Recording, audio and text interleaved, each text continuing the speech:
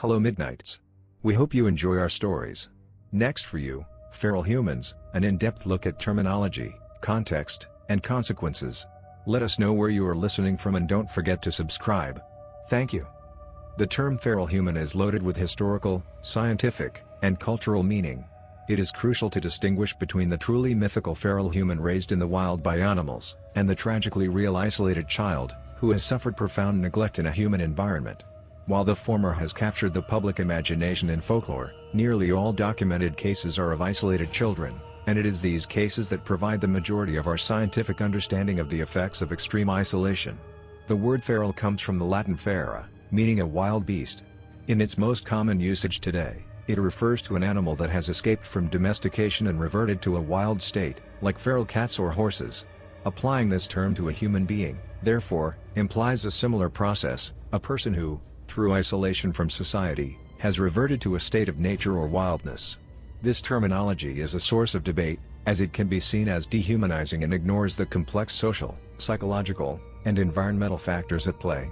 Critics of the term argue that it places the blame on the individual for a condition that is a result of extreme neglect, abuse, or unfortunate circumstance, rather than an active choice to go wild. The concept of the feral human has fascinated philosophers and scientists for centuries, dating back to the Enlightenment era. The great taxonomist Carolus Linnaeus, in his 18th-century classification system Systema Naturae, even created a separate category for feral man. He called them Homo friends, describing them as mute, moving on all fours, and hairy. This classification highlights a historical viewpoint that saw these individuals not as victims of circumstance, but as a distinct, subhuman species that challenged the very definition of a person. Linnaeus's work, a product of its time, reflects the Enlightenment-era effort to categorize the world, and in doing so, it starkly reveals the deeply held belief that a person's humanity is inseparable from their participation in society. Philosophers like John Locke viewed the human mind as a tabula rasa, a blank slate, upon which experience writes. The existence of feral children serves as a grim and powerful proof of this theory, demonstrating that without the foundational experiences of society and language, the human mind fails to develop its most essential functions. The more widely used term today is feral child, which more accurately reflects that these individuals are almost always discovered during their formative years. It emphasizes that their condition is a result of a lack of proper socialization during a crucial developmental period, not an inherent biological state.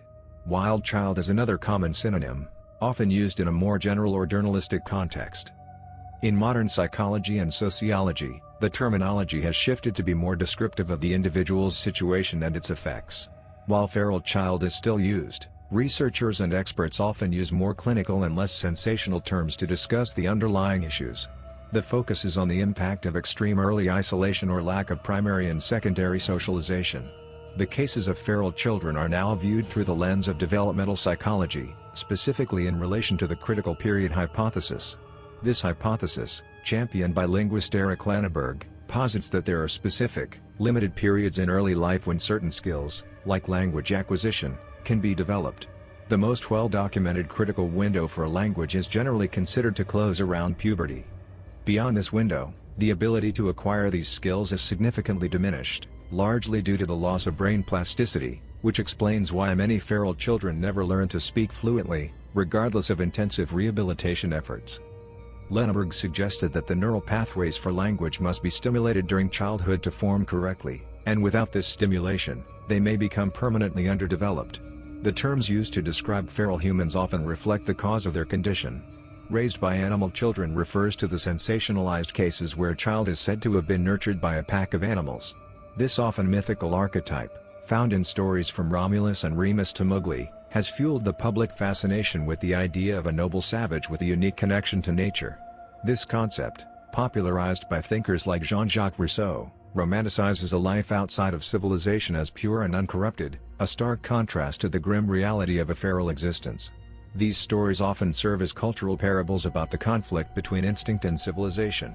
Isolated children is a term often used for children who have been confined or neglected in a domestic setting, such as the famous case of Genie. This highlights that feral behavior can be a result of social deprivation, not just survival in the wild. The psychological and physical damage in these cases, sometimes referred to as psychosocial dwarfism or failure to thrive, is not just about a lack of food, but also about the absence of emotional and psychological stimulation. The extreme stress of neglect floods the endocrine system with hormones like cortisol, which suppresses the release of growth hormones, leading to severe stunting even when nutrition is minimally adequate.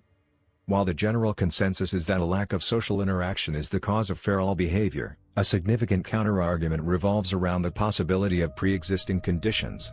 Critics, particularly in the Genie case, have argued that some of these children may have been born with cognitive or developmental disabilities that led to their neglect in the first place. This view challenges the blank slate argument that all children are born with the potential for human development, and instead suggests that some are predisposed to developmental delays regardless of their environment.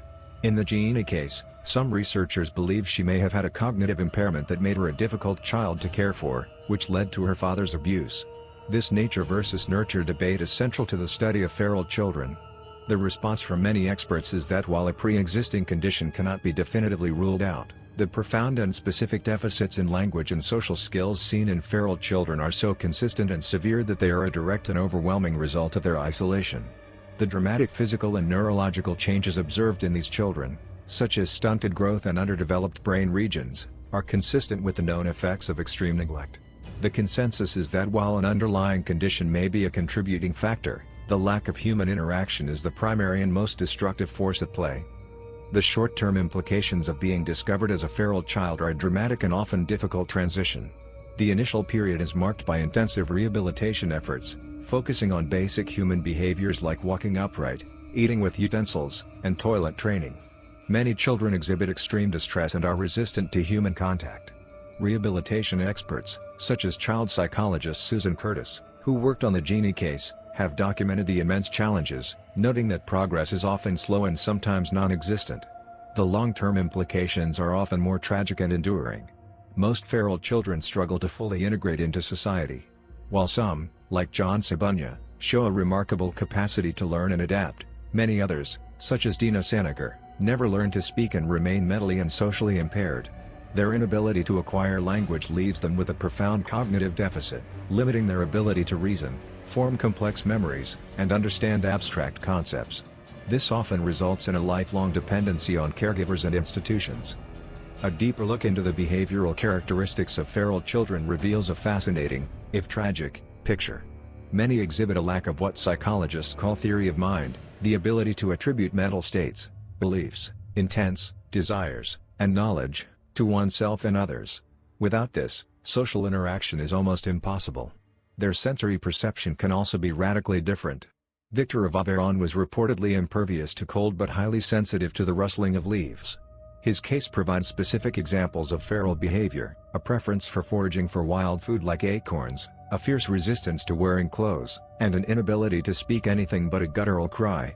Neurologically, studies on extreme neglect and trauma have shown that the brains of such individuals often have a smaller cerebral cortex, the area responsible for higher-level functions, and a less developed hippocampus, a key region for memory. The prefrontal cortex, which governs decision-making, impulse control, and social behavior, is also typically underdeveloped, explaining the lack of these skills. This provides a scientific basis for the developmental deficits observed in these children. The process of rehabilitation itself is a science in its own right, often involving a multidisciplinary approach with speech-language pathologists, occupational therapists, psychiatrists, and developmental pediatricians working together in a highly structured, stable environment to try and repair the damage caused by early deprivation. The psychological toll on the caregivers is immense, as they must try to form attachments with individuals who may be unable to reciprocate in a typical human way, leading to emotional exhaustion and ethical stress. While it is difficult to find statistics on feral children themselves due to the rarity of cases, data on child abuse and neglect provides a crucial context. According to a report by the National Children's Alliance, in 2022, an estimated 1,990 children died from abuse and neglect in the United States, with an overwhelming majority of these cases being the result of neglect. Globally, the World Health Organization estimates that as many as 1 billion children have experienced sexual or physical violence. These figures underscore that the profound social and developmental failures that lead to the state of a feral child are rooted in a much wider epidemic of child maltreatment. The case of Victor of Aveyron, found in 1800, is considered the first modern, scientific study of a feral child. Dr. Jean-Marc Itard's efforts to civilize him were largely unsuccessful, leading many to believe that the damage caused by early isolation was irreversible. The case of Victor has become a cornerstone of both child psychology and pedagogy, and is referenced in debates about the importance of early intervention in education. Oksana Malaya, discovered in Ukraine in 1991, had lived with dogs for 5 years. She barked, walked on all fours, and was unable to speak. While she eventually learned to speak and has some capacity for human interaction, she continues to live in a care facility and has the mental capacity of a 6-year-old. Her case illustrates the enduring psychological and developmental scars of severe neglect. The Genie case, a California girl discovered in 1970, is a stark example of an isolated child. Confined to a single room for 13 years, tied to a potty chair for most of the day and beaten for making noise, she was found to have the mental and social capacity of a 1-year-old. Her inability to learn language in her subsequent rehabilitation became a cornerstone of the critical period hypothesis. Her story, documented in extensive scientific studies, highlights the ethical dilemmas and immense responsibility of researchers when studying such a vulnerable subject. The heated debate over whether the researchers were genuinely helping Genie or merely using her as a human experiment led to the termination of federal funding and a lawsuit, underscoring the deep ethical complexities. Ultimately, Genie's case ended in tragedy, with her being placed in various abusive homes and institutions for the remainder of her life. Beyond the scientific and historical record, the myth of the feral human has left an indelible mark on cultural storytelling, serving as a powerful lens through which societies define themselves. These myths explore the fundamental question of whether humanity is an innate state or a product of society. The legend of Romulus and Remus, the founders of Rome, is perhaps the most famous example, portraying two abandoned twins who were suckled by a she-wolf and later founded a great city. This tale suggests that a connection to the wild is a source of strength, divine favor, and destiny, offering a powerful justification for a culture's origin and power. The noble savage archetype, embodied by Rudyard Kipling's Mowgli and Edgar Rice Burroughs's Tarzan, represents a romanticized longing for a purer state of being, uncorrupted by societal norms and conflicts. These figures, fluent in the law of the jungle, stand as a commentary on the perceived artificiality of civilization. The flip side of this romanticism is the fear of the other. In modern times, the figure of the feral human has taken on a more sinister role in urban legends. The most pervasive of these is the rumor that feral people are responsible for the disappearances of hikers and campers in national parks. This rumor, often amplified through the Missing 411 phenomenon, portrays feral humans not as victims, but as a hostile, predatory force living deep in the wilderness. The disappearance of 6-year-old Dennis Martin from Great Smoky Mountains National Park in 1969 is a frequently cited example, with an unsubstantiated sighting of a man carrying a boy fueling the decades-old rumor. These sensationalized stories also echo older folklore, such as the fictional Sawney Bean Clan of Scotland, a legendary group of cannibals said to have lived in a cave and preyed on travelers. While these tales are compelling, law enforcement and park officials consistently state there is no evidence to support the existence of such a threat. The vast majority of disappearances are attributed to environmental factors, accidents, or getting lost, not human predators. The issue impacts different stakeholders in various ways. The immediate stakeholders are the feral children themselves, who endure immense suffering and trauma, and their families, who are often subject to public shame and legal consequences. The long-term impact on the individual is often a life of profound isolation and dependency. The legal process upon finding a feral child is complex and typically involves the child being placed in the custody of the state. Parental rights are often terminated, and the child becomes a ward of the state, with the government assuming the responsibility for their care and long-term well-being. This places a significant financial and ethical burden on governments and social services, as they must allocate resources for specialized care and navigate the complex legal and ethical challenges of protecting a child's welfare while respecting their autonomy. A major challenge is the lack of a standardized protocol for rehabilitation, as each case is unique.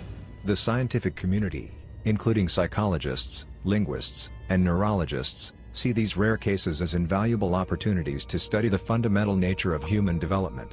They seek to understand the critical periods for learning and the limits of the human brain's plasticity. However, this pursuit is fraught with ethical dilemmas, as researchers must balance the quest for knowledge with the welfare of a vulnerable individual. The public is a stakeholder in that these cases ignite a deep-seated fascination with the boundary between humanity and the animal world. This public fascination, often fueled by sensationalist media coverage, uses phrases like "found living with wolves" to grab attention, often at the expense of accuracy and the individual's dignity. These stories serve as a powerful reminder of the importance of early childhood development and the tragic consequences of abuse and neglect, and have even influenced the creation of child protection laws and social work practices that prioritize the psychological and emotional well-being of children. In conclusion, while the term feral human continues to captivate the public imagination, the scientific and academic community has moved toward a more nuanced and compassionate understanding. The focus has shifted from categorizing these individuals as a different type of human to recognizing them as victims of profound developmental trauma, offering invaluable insights into the fundamental human need for social connection and language. Their stories, both factual and folkloric, serve as powerful reminders of the thin line between civilization and nature, and the societal forces that define what it means to be a person.